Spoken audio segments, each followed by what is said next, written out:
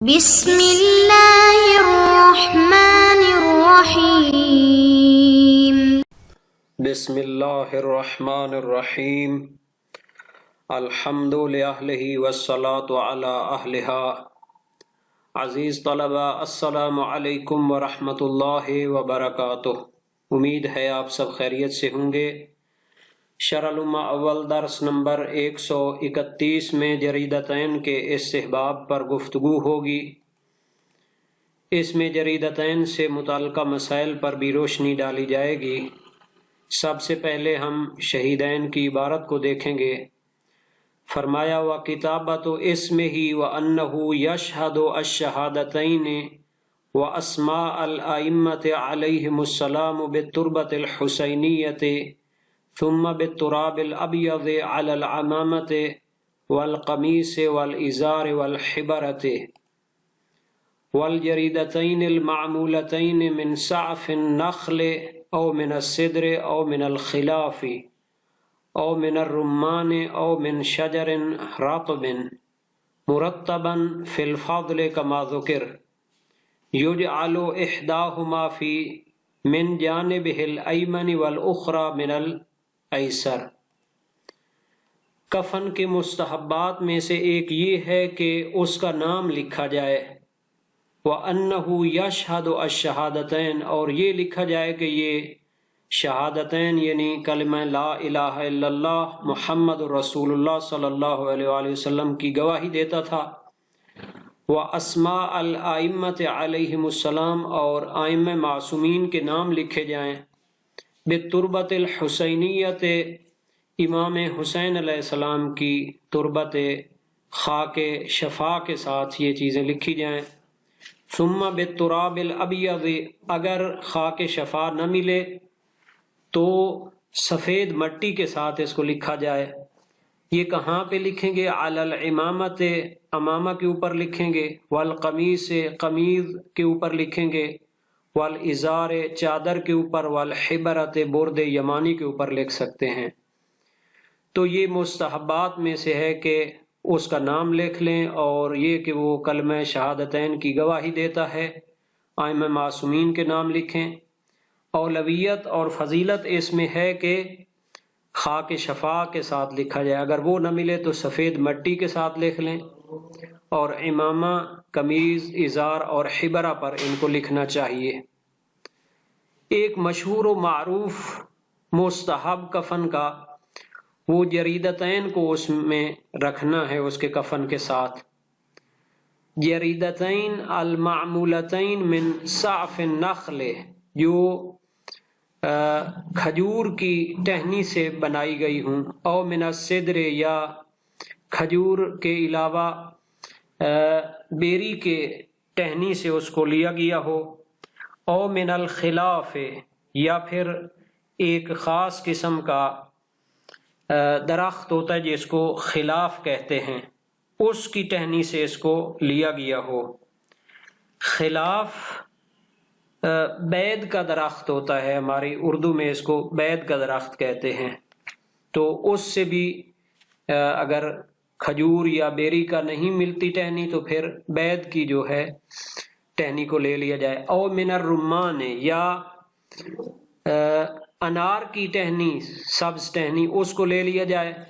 او من شجر رطب، یا پھر کسی بھی تر و تازہ درخت سے جو ٹہنی لی جائے اس کو بھی ساتھ رکھا جا سکتا ہے۔ مرتبا فی الفضل کما ذکر، اور فضیلت میں یہ ترتیب اسی طرح ہے، سب سے زیادہ فضیلت کھجور کی ٹہنی کی ہے، اس کے بعد بیری کی، اس کے بعد بید کی، اس کے بعد انار کی، یا پھر کسی بھی سرسبز درخت کی ٹہنی کی، کما ذکر، جیسا کہ یہ ترتیب ذکر ہوئی ہے۔ یجعل احداہما من جانبہ الایمن، ایک کو اس کے دائیں طرف رکھیں گے، قرار دیں گے، والاخری من الایسر، اور دوسری کو اس کے بائیں طرف قرار دیں گے۔ فَلْيُمْنَعْ عِنْدَ التَّرْقُوَةِ وَاحِدَةُ التَّرَاقِي وَهِيَ الْعِظَامُ الْمُقْتَنِفَةُ۔ فَلْيُمْنَعْ عِنْدَ التَّرْقُوَةِ وَاحِدَةُ التَّرَاقِي، یہ جو دائیں طرف رکھنی ہے جریدہ میں سے، وہ اس کی ہنسلی کی ہڈی کے پاس رکھیں گے۔ واحدۃ التراقی، ترقوہ تراقی کی واحد ہے، تراقی کا لفظ قرآن میں بھی آیا ہوا ہے۔ اچھا، اس کی تعریف فرماتے ہیں وَهِيَ الْعِظَامُ الْمُقْتَنِفَةُ لِثُغْرَةِ النَّحْرِ، یہ تراقی وہ ہڈیاں ہوتی ہیں جو نحر گلے کے جو سوراخ ہے اس کو گھیرے ہوئے ہوتی ہیں اور اس کی حفاظت کرتی ہیں۔ تو دائیں طرف والی جو جریدہ ہے، ٹہنی ہے سبز، اس کو رکھا جائے گا بین القمیص و بشرتہ، قمیض والا جو کپڑا ہے جو اس کو کفن پہنایا جاتا ہے لونگ کے بعد، کرتا جس کو کہتے ہیں، اور اس کی جلد کے درمیان اس کو رکھا جائے گا۔ والاخری بین القمیص والازار من جانبہ الایسر، اور دوسری ٹہنی کو جو بائیں طرف رکھنی ہے وہ قمیض اور ازار یعنی چادر کے درمیان میں رکھی جائے گی، فوق ترقوت، اس ہنسلی والی ہڈی کے اوپر رکھیں گے۔ وَلِتَكُونَا خَضْرَاوَتَيْنِ، اور یہ دونوں جو سبز ٹہنیاں ہیں ان کو سبز ہونا چاہیے، یعنی جریدتین ٹہنیوں کو سبز ہونا چاہیے، خضرا وہ سبز کو کہتے ہیں۔ لِيُسْتَدْفَعَ عَنْهُ بِهِمَ الْعَذَابُ مَا دَامَتَا كَذَلِكَ، تاکہ جب تک یہ سبز رہتی ہیں تو ان کی برکت سے اس میت سے عذاب کو ٹالا جائے گا، عذاب اس پر نہیں ہوگا۔ والمشہور ان قدر کل واحدۃ طول عظم ذراع المیت ثم قدر شبر ثم 4 اصابع، مشہور یہ ہے، یعنی علماء کے مشہور فتاوی یہ ہیں کہ ان میں سے ہر ایک کی جو مقدار ہے طول و عظم ذراع المیت، میت کے ہاتھ کی ہڈی کے برابر ہونا چاہیے، یعنی ایک ہاتھ کے برابر ہونا چاہیے۔ ثم قدر شبر، اگر اتنی ٹہنی نہیں ملتی تو پھر ایک بالشت کافی ہے۔ ثم 4 اصابع، اگر ایک بالش بھی نہیں ملتی تو 4 انگلیوں کے برابر چھوٹی سی وہ سٹیک ہوگی، اس کو اس کے ساتھ رکھ دیں گے۔ تو یہ ہیں وہ مستحبات جو بیان کیے گئے ہیں۔ جریدتین کا اس میں زیادہ تر ذکر ہوا ہے، اور اسماء وغیرہ کا لکھنا اور شہادتین کا لکھنا۔ اب ہم آتے ہیں ان کی دلیلوں کی طرف۔ یہ جو کہا ہے کہ اس کا نام اس کے اوپر لکھا جائے، میت کا نام لکھا جائے، تو سلار دیلمی شیخ صدوق سے منقول ہے کہ اس کے والد کا نام بھی لکھا جائے۔ صاحب جواہر محمد حسن نجفی فرماتے ہیں لم اقف علی ما یدل علیہ، مجھے اس کی کوئی دلیل روایات میں سے نہیں ملی۔ تو اس کا نام لکھنا حبرہ یعنی برد یمانی پر، قمیض پر، ازار پر اور جریدتین پر یہ مستحب ہوتا ہے، جیسا کہ ایک جماعت نے اس کی تصریح کی ہے۔ اور شیخ طوسی نے مبسوط میں اور شہید اول نے دروس میں امامے کا بھی اضافہ کیا ہے کہ امامے پر بھی اس کا نام لکھ دیا جائے۔ اور بعض سے منقول ہے کہ کفن کے اوپر اس کا نام لکھنا چاہیے، انہوں نے مطلق چھوڑا ہے کہ جس کفن کے جس کپڑے پر بھی لکھ دیا جائے وہی کافی ہے۔ اور شہادتین کو لکھنا تو ابو کہمس کی روایت ہے کہ میں حضرت اسماعیل کی وفات کے وقت حاضر تھا، جبکہ امام صادق علیہ السلام چونکہ والد تھے اس کے، آپ کے پاس بیٹھے ہوئے تھے۔ جب اس کی موت قریب آئی، شد لحییہ وغمضہ وغطى علیہ الملحف، تو امام نے کیا کیا، اس کی جبڑوں کو باندھ دیا اور اس کی آنکھوں کو بند کر دیا اور اس کے اوپر ایک چادر ڈال دی۔ پھر اس کی تجہیز و تکفین کے مقدمات آمادہ کرنے کا حکم دیا۔ جب فارغ ہو گئے اس کے تمام امور سے تو اس کی کفن منگوائی۔ فکاتب فی حاشیۃ الکفن، اور کفن کے ایک کنارے پر لکھا اسماعیل یشہد اللہ الہ الا اللہ، اسماعیل گواہی دیتا ہے کہ خدا کے سوا کوئی عبادت کے لائق نہیں ہے۔ اور عبداللہ بن عقیل کی روایت میں ہے لما حضرت فاطمہ تا الوفات، جب حضرت فاطمہ کی وفات قریب آئی، دعت بمائن، پانی منگوایا، فاغتسلت، غسل کیا، ثم دعت بطیب، اور خوشبو لگائی، فتحنت بہی اور حنوط کیا، عرض کی حل شاہد معک احد، کیا تیرے ساتھ کوئی گواہی دینے والا ہے؟ قال نعم شاہد کثیر من عباس و کاتب فی اطراف کفنہا فاطمہ بنت محمد تشہد اللہ الہ الا اللہ وان محمد رسول اللہ۔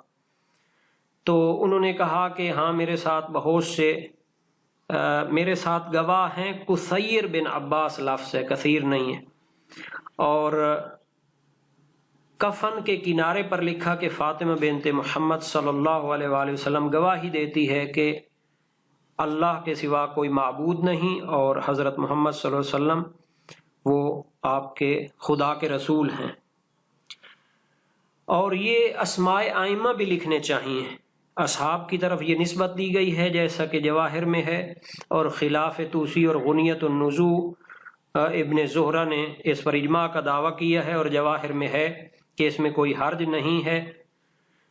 جو متاخرین کی ایک جماعت نے ذکر کیا ہے کہ اس کی کوئی دلیل نہیں ملی روایات میں سے، یہ ایک چیز ہے جو علماء نے ذکر کی ہے۔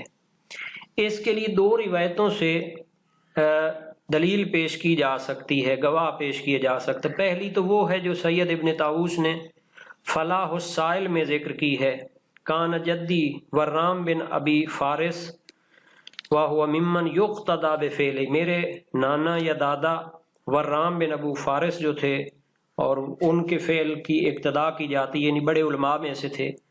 قد اوصى ان يجعل في فمه بعد وفاته فص عقیق علیہ اسماء ائمته، کہ ان کے منہ میں، ان کی وفات کے بعد ان کے منہ میں عقیق کو رکھا جائے کہ جس پر ائمہ کے نام لکھے ہوں۔ تو فنقشت انا فصا عقیقا علیہ اللہ ربی و محمد نبی و علی و سمیت الائمہ ائمتی و وسیلتی، تو میں نے کیا کیا، ایک ایسا نگینہ تیار کیا عقیق کا کہ جس میں یہ عبارت لکھی ہوئی تھی، وَأَوْصَيْتُ أَن يُجْعَلْ فِي فَمِي بَعْدَ الْمَوْتِ لِيَكُونَ جواب الملکین عند المساءلۃ فی القبر سهلا انشاءاللہ، اور میں نے بھی یہی وصیت کی ہے کہ میرے مرنے کے بعد بھی میرے منہ میں اس طرح کا نگینہ رکھا جائے تاکہ ملکین کا جواب ہو جائے جب وہ قبر میں سوال کرنے کے لیے آتے ہیں۔ اور دوسری روایت ہے غیبت شیخ طوسی میں ابو الحسن قمی سے کہ داخل علی ابی جعفر محمد بن عثمان العمری وهو من النواب الاربعۃ فوجده بین یدیہ ساجہ ونقاش ینقش علیہ آیات من القرآن واسماء الائمہ علی حواشیہا، کہ ابو جعفر محمد بن عثمان عمری جو نواب اربع میں سے تھے،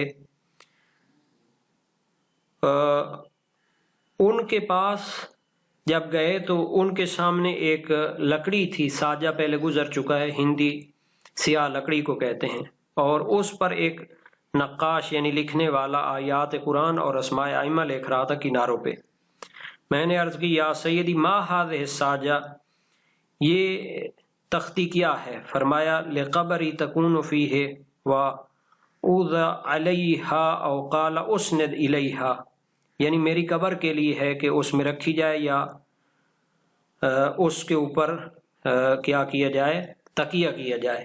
وَمِنْهُ، اسی سے استدلال کیا جاتا ہے کہ قرآن بھی کفن کے اوپر لکھ سکتے ہیں، اور یہ روایات جو ہیں موجود ہیں مستدرک الوسائل میں، اور غیبت والی جو روایت ہے یہ غیبت طوسی میں جو مطبع نعمان سے چھپی ہے اس کی صفحہ 222 میں موجود ہے۔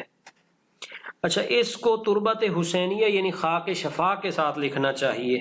احتجاج تبرسی میں روایت ہے اجوبہ مسائل حمیری جو اس نے امام زمانہ سے لکھے تھے، انہ سألہ عن طین القبر یوضع مع المیت فی قبرہ حل یجوز ذلک ام لا، کہ امام حسین علیہ السلام کی قبر مبارک کی مٹی میت کے ساتھ قبر میں رکھی جائے، جائز ہے یا نہیں ہے؟ تو جواب میں فرمایا توضع مع المیت فی قبرہ، کہ میت کی قبر میں رکھی جائے یہ مٹی، یخلط بحنوت ہی انشاءاللہ تعالی، اور اس کی حنوت میں بھی اس کو ملایا جائے۔ اور سوال کیا روی لنا عن صادق علیہ السلام، امام صادق علیہ السلام سے منقول ہے انہ کاتب علی ازار اسماعیل ابن ہی اسماعیل یشہد ان لا الہ الا اللہ، کہ آپ نے اسماعیل کی جو چادر تھی کفن والی اس کے اوپر لکھا تھا کہ اسماعیل گواہی دیتے ہیں کہ اللہ کے سوا کوئی معبود نہیں۔ فَهَلْ يَجُوزُ أَن نَكْتُبَ مِثْلَ ذَلِكَ بِطِينِ الْقَبْرِ أَمْ غَيْرِهِ، تو کیا ہمارے لیے جائز ہے ہم اس طرح لکھیں خاک شفا کے ساتھ یا کسی دوسری چیز کے ساتھ؟ تو جواب میں امام زمانہ علیہ السلام نے فرمایا یجوز ذالک، یہ جائز ہے۔ اگر خاک شفا نہ ملے تو کسی دوسری سفید مٹی کے ساتھ لکھ لیں، اس کی ناس سے خاص تو نہیں ہے، لیکن علماء نے اس کو ذکر کیا ہے کہ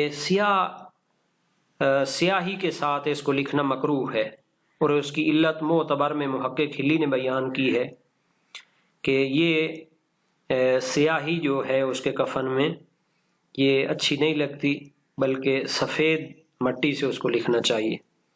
لیکن اس میں یہ سوال بھی ہوگا کہ اگر کفن بھی سفید ہو اور سفید مٹی سے لکھیں تو آیا وہ عبارت نظر آئے گی یا نہیں آئے گی؟ اور اسے شیخ توسی کی طرف نسبت بھی انہوں نے دی ہے کہ یہ علت انہوں نے بیان کی ہے۔ یہ تو تھا لکھنے کے حوالے سے۔ اب اہم ترین جو مسئلہ تھا اس باس میں وہ جریدتین کا ہے۔ جریدتین سے پہلے جو ہے ظاہراً کتابت کے حوالے سے بھی گفتگو ہو جائے کہ ان چیزوں پر جو کتابت ہے، ابن زہرہ نے غنیت النزوع میں اجماع کا دعویٰ کیا ہے، اور شیخ نے مبسوط میں، اور شہید نے دروس شرعیہ میں امامے کا اضافہ کیا ہے، اور ابو قحمص کی روایت میں بھی امام صادق علیہ السلام کا اسماعیل کے کفن پر کے کناروں پر لکھنا ثابت ہے، اور عبداللہ بن عقیل کی روایت میں ہے کہ ابن عباس نے لکھا تھا حضرت فاطمہ زہرا سلام اللہ کے کفن کے کناروں پر۔ تو یہ دونوں ظہور رکھتی ہیں کہ چادر یا حبرہ جو یمنی چادر ہوتی ہے اس کے اوپر اس کے کناروں پر لکھا جائے، کفن کے ہر ٹکڑے پر نہیں لکھا جا سکتا۔ اور جریدتین کا جو رکھنا ہے قبر میں میت کے ساتھ، یہ مستحب ہے اور اس پر کافی روایات دلالت کرتی ہیں۔ زرارہ بن آیون کی صحیح و سند روایت ہے کہ میں نے امام باقر علیہ السلام سے عرض کی کہ جب انسان مر جائے تو اس کے ساتھ جریدہ ٹہنی کیوں رکھی جاتی ہے؟ لما تجعل معہ الجریدۃ، فرمایا یتجافی عنہ الحساب والعذاب ما دام العود رطبا، کہ جب تک ٹہنی سبز رہتی ہے تو حساب اور عذاب نہیں ہوتا، دور رہتا ہے۔ انما العذاب والحساب کلہ فی یوم واحد فی ساعۃ واحدہ قدر ما یدخل فی القبر ویرجع القوم انما جعلت صافتان لذلك فلا يصيبه عذاب ولا حساب بعد جفوفهما انشاء اللہ تعالی۔ تو جب حساب و کتاب ایک ہی دن میں ہوتا ہے اور دفن کے وقت ہوتا ہے، اگر اس وقت سبز ٹہنیاں رکھی جائیں گی تو وہ عذاب ٹل جائے گا، اور اس کے بعد پھر خشکی کے بعد ان کے خشک ہونے کے بعد حساب کتاب نہیں ہوگا، بلکہ قیامت تک یہ چیز ٹل جائے گی۔ سیکل کی روایت ہے امام صادق علیہ السلام سے توضع للمیت جریدتان واحدہ فی الیمین و اخری فی الایسر، دو ٹہنیاں رکھی جائیں میت کے ساتھ، ایک دائیں اور ایک بائیں، اور ان میں معتبر ہے کہ وہ سبز ٹہنیاں ہوں۔ خبر ہے محمد بن علی بن عیسیٰ کی امام ابو الحسن اول سے امام کاظم علیہ السلام سے۔ خشک ٹہنی کے بارے میں سوال کیا، جب اس کو ہاتھ سے کاٹا جائے آیا جائز ہے کہ میت کے ساتھ اس کو رکھی جائے قبر میں؟ فرمایا لا یجوز الیابس، خشک رکھنے کا کوئی فائدہ نہیں ہے۔ اور دو جریدے رکھنا مشہور ہے، اور ابن الجنید نے ایک جریدے کو بھی کافی سمجھا ہے، ایک ٹہنی کو بھی کافی سمجھا ہے، حالانکہ نصوص میں تثنیہ ہے، یعنی دو ہونی چاہیے۔ اب لفظ جریدہ اور صافہ جو روایات میں آیا ہے، یہ جو اس کا معنی ہوتا ہے کھجور کی ٹہنی، چونکہ جریدہ وہ صاف النخل ہوتی ہے، جیسا کہ مصباح المنیر میں فیومی نے کہا ہے. اور جریدہ کہی جاتی ہے جب اس سے جو خوشہ ہوتا ہے اس کو جدا کر لیا جائے.